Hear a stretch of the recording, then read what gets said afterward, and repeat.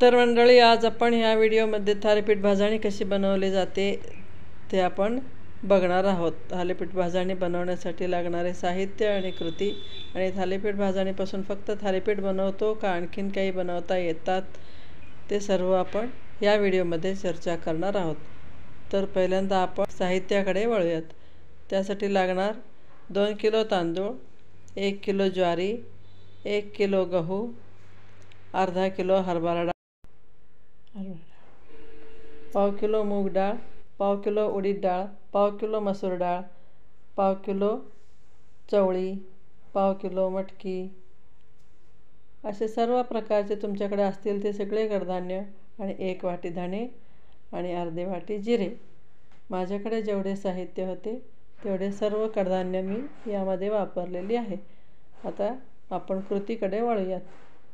तुम्हीसुद्धा तुमच्याकडे असतील तर आणखीन जास्त यामध्ये कडधान्य पाव किलो याप्रमाणे वापरलात तरीसुद्धा चालेल. तर आता आपण पहिल्यांदा तांदूळ स्वच्छ धुवून वाळत घालणार आहोत. वाळत घालून 2-3 दिवसांनी ते पूर्ण सुकून झाले की मग आपण ते व्यवस्थित भाजून घेऊयात. जसं की आपण चकलीच्या भाजणीसाठी भाजतो त्याचप्रमाणे तांदूळ आपण भाजून घेतो आहे. त्यानंतर आपण एक एक पदार्थ भाजतो आहे. त्यामध्ये पहिल्यांदा ज्वारी भाजून घेऊयात. ज्वारी आपण व्यवस्थित भाजून घेऊया. जोपर्यंत ते फुटून लाया येत नाहीत तोपर्यंत आपण भाजतच राहायचं आहे. जरा गॅस मध्यम आचेवर ठेवून भाजायला हरकत नाही, कारण अगदी बारीक ठेवला तर खूप वेळ लागणार. त्यामुळे मध्यम ठेवून ज्वारी, गहू हे सर्व आपण भाजून घेणार आहोत. अशा पद्धतीने ज्वारी भाजून झालं की आपण दुसऱ्या भांड्यामध्ये ट्रान्सफर करून घेऊयात. अशाच प्रकारे सर्व राहिलेले ज्वारी भाजून घेऊ. आपण पहिल्यांदाच माझ्या चॅनलवर आला असाल तर लगेचच माझ्या चॅनलला सबस्क्राईब व्हा, म्हणजे तुम्हाला येणारे नवनवीन व्हिडिओज सर्वात पहिल्यांदा मिळतील. त्यासाठी आपल्याला बेल आयकॉनवर प्रेस करून ऑल सिलेक्ट करणं अगदीच गरजेचं आहे. आता आपण सर्व डाळी, कडधान्य असेच भाजून घेऊन एकत्र ठेवणार आहोत. तर आपण ही भाजणी करून झाल्यानंतर ह्याची आपण फक्त थालीपीठच बनवू शकतो असं नाही. थालीपीठ बरोबर आपण धपाटे बनवण्यासाठी किंवा कोथिंबीरच्या वड्यांसाठी याचं पीठ वापरू शकतो. तर आपल्याला अगदीच अर्जंट असेल, भूक लागली असेल मुलांना, तर आपण आंबोळ्यासुद्धा बनवू शकतो. यामध्ये सर्व पिठांचा समावेश असल्यामुळे एकदम पौष्टिक असं हे पीठ बनलेलं असणार आहे.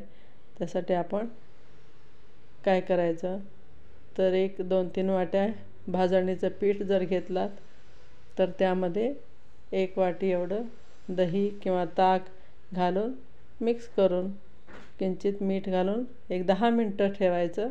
त्यानंतर आंबोळीचं पीठ तयार होते. नंतर करून बघा, सुंदर अशा आंबोळ्या तयार होतात. हे आपण वयस्कर लोकांसाठी पण आणि मग लहान मुलांसाठीसुद्धा आणि आपल्यासाठीसुद्धा वापरू शकतो. ही रेसिपीसुद्धा तुम्ही एकदा करून बघा.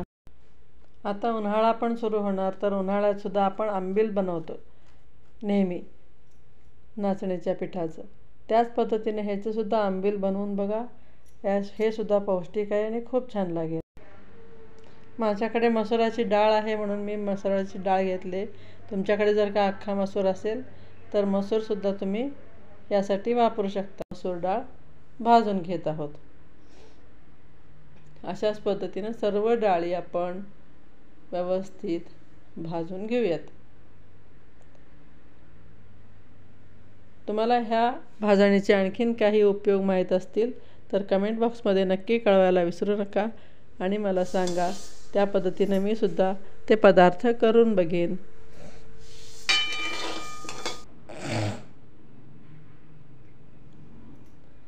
तर आणखीन कुठलाही पदार्थ तुम्हाला हवा असेल ते सुद्धा मला कळवा, म्हणजे मी करून बघायला प्रयत्न करते. तर अशा पद्धतीनं आपण सर्व डाळी भाजून घेतलं आहे. सर्व डाळी भाजून झालं की शेवटला आपण धणे आणि जिरेसुद्धा अशाच पद्धतीने भाजून घेणार आहोत. धणे आणि जिरे भाजून घेऊन झालं की सर्व एकत्र करून ठेवलेलंच असणार आहे. त्यातच धणे आणि जिरे घालून गार होण्यासाठी 1 तास 2 तास ठेवून देऊयात. मग सर्व धान्य गार झालं की गिरणीतनं दळून आणा, म्हणजे बारीक छानपैकी तुम्हाला भाजणीचं पीठ अवेलेबल होईल. जर का तुम्ही घरात मिक्सरवर करणार असाल तर थोड्या प्रमाणात केलं असाल तर मिक्सरवरसुद्धा करून बघा आणि कसं झालं हे सांगायला मात्र अजिबात विसरू नका. फक्त व्हिडिओ बघून झालं की एक लाईक केलात तर हा व्हिडिओ भरपूर लोकांपर्यंत पोहोचण्यासाठी मदत होईल. हा व्हिडिओ पूर्णपणे बघितल्याबद्दल धन्यवाद.